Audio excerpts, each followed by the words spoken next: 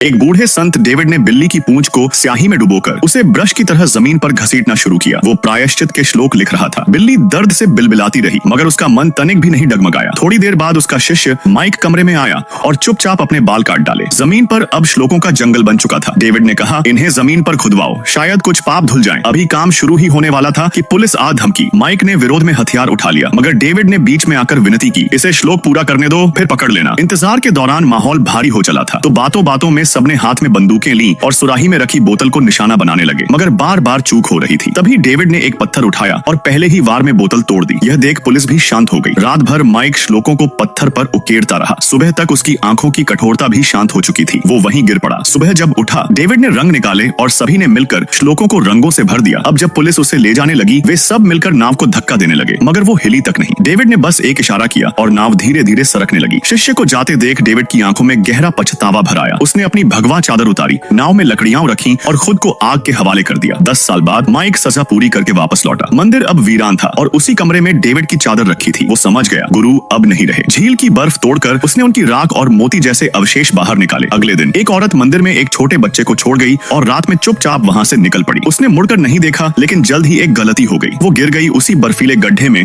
जिसे कभी माइक ने खोदा था। जब वो सुबह जागा, औरत की ठंडी लाश देख उसका कलेजा कांप गया। खुद की गलती से एक निर्दोष की जान चली गई थी। अपने अपराध का बोझ उठाए उसने पीठ पर भारी पत्थर लादा और बिना रुके पहाड़ की चढ़ाई शुरू कर दी। पांव लहूलुहान हुए, मगर कदम नहीं रुके। चोटी पर पहुंचकर उसने गुरु की मूर्ति रखी और आंखें मूंदकर वही श्लोक पढ़ने लगा जो उसने उनसे सीखा था। 5 साल बीते। वह छोड़ा गया बच्चा खुद सन्यासी बन चुका था, मगर अफसोस की बात यह थी कि उसमें बचपन की मासूमियत नहीं बची। वह पहले से भी ज्यादा कठोर हो गया था। इसका अगला पाठ देखने के लिए चैनल को सब्सक्राइब कर लेना।